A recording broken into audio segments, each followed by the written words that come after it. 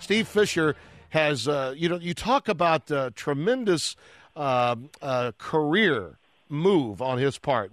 It might be the greatest second act in modern-day college basketball coaching history, what he's done at San Diego State. And I say that with the understanding that there's a lot out there sometimes that I can forget. A little bit of knowledge is a dangerous thing.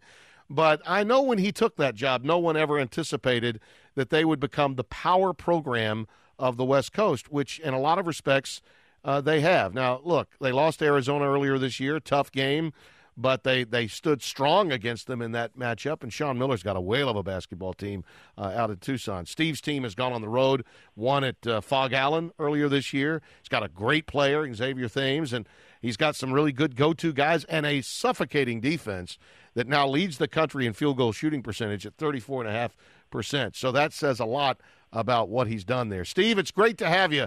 A magnificent run you guys are having. I know I've said it before, but it bears repeating.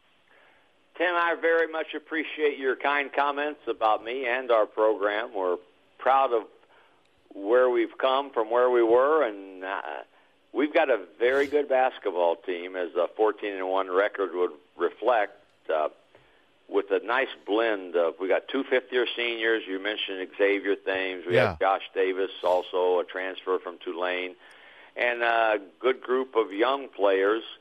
So we're not doing it with smoke and mirrors. No. We're doing it with good players. But I do think that the people out here know that we now have a program, underlying program. Right. Well, listen, when I look up and I see, 14 years you've been there? It went by. This is our 15th season. That's amazing that you've already been there 14 years. Has it been? It seems like it's been not that long to me. How about to you? They say when you're at a place that you love and are having fun, it goes by very, very quickly. And also when you age a little bit, time goes by quickly. Yeah. And it has. It truly has. I can't fathom that we were hired here in March of '99. Mm-hmm. I look around, and I was talking to Travis Ford earlier today, and I'll talk to Billy Donovan, of course, probably soon. Guys that are in the profession now who were players when I was calling their games in the late 80s and 90s. When you're coaching against these guys, and it is a young man's game in many respects, Steve, do you sometimes take a little time to pinch yourself and go, wow, this has been pretty cool to have lasted as long as I've lasted in the profession? I know I'm lucky. Yeah. You made mention of those two names. Yeah. Travis Ford was a starting point guard in 1993 or 93. Yeah. We played them in the Final Four. That's right. We had Jimmy King on him, and I would not want to say this to too many people, but Jimmy shut his water off that particular game. Yes, he did.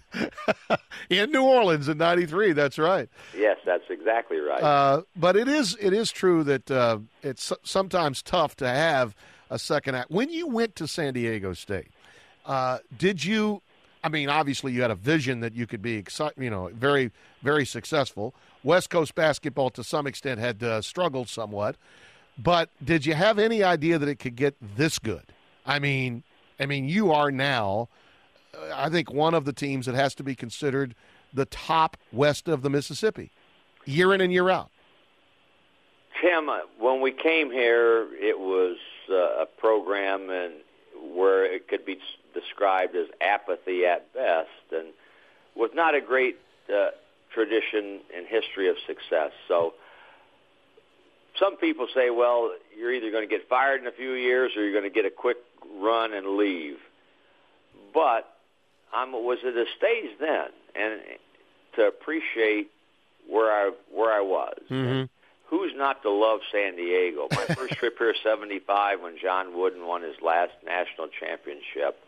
And we love it here. San Diego State is a terrific university, and what we had when I came here that others didn't have the luxury of was a beautiful new arena. Uh-huh. And that attracted me along with everything about San Diego State. But I would have to say that I didn't envision that it could be this good now. Tim, we've sold out the building for the second consecutive year, 12,414, and the atmosphere in our arena is second to none. We went to Fog Allen, 16,000 plus, came back the following Wednesday and played Boise State.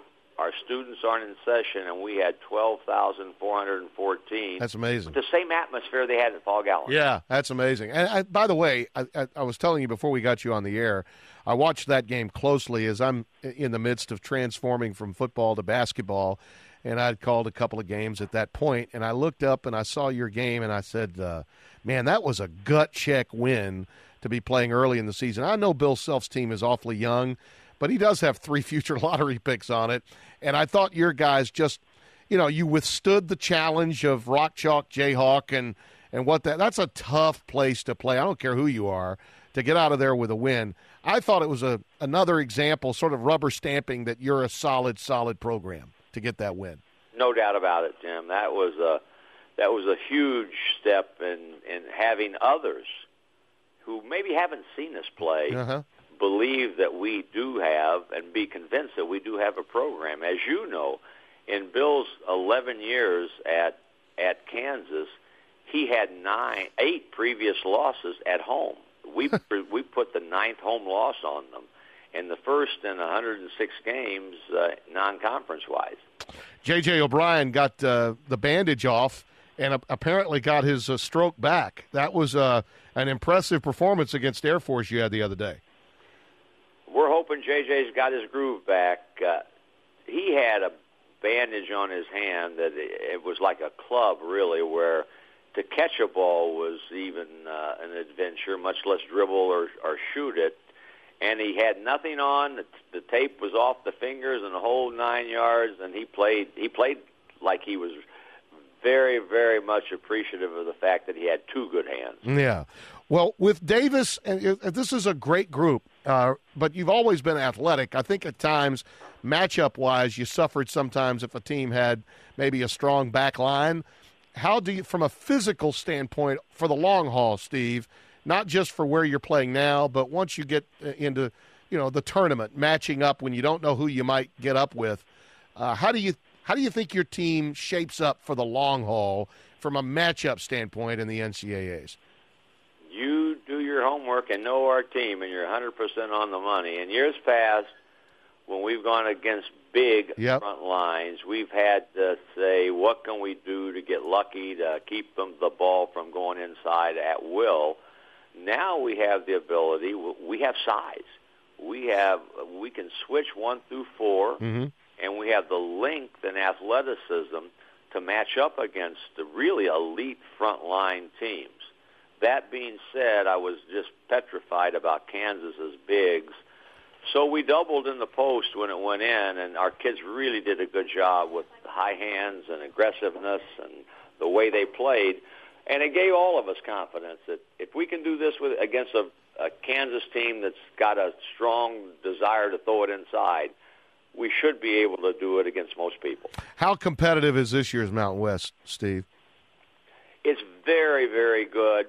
What we have not done this year, as opposed to what we did last year, is we haven't had enough signature wins against people like Kansas. Right. We've had good wins. New Mexico beat Cincinnati, who's a very good team, and we've had other wins. We beat Creighton and Marquette. Right. But we haven't had enough up and down the line, but it's a tough league. I think, Tim, this is the toughest league in the United States when you go on the road. The travel, the altitude, and all the things that go into, in addition to road games, we have. And when you can win any game on the road, you have to be thankful. And it's a good league. Yeah. We've added Utah State and Stu Morrill. This is a terrific team. And we've added San Jose State this year. So we're an 11-team conference, and we are good. I would hope that we would get multiple teams again into the NCAA tournament. I think you will. Yeah, I think you will. And my trips into those places have been always a lot of fun. I mean, always a lot of fun because your fan bases really aren't spoiled. They're into it. They get the new tradition that you formed, but they're unspoiled. And you can't say that in a lot of places, Steve. I don't know that you can put a dollar value on what that means. Absolutely. No question at all. I think they're appreciative of where the program is. Yep.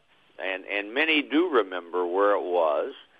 I mean, we've got fans like everybody does.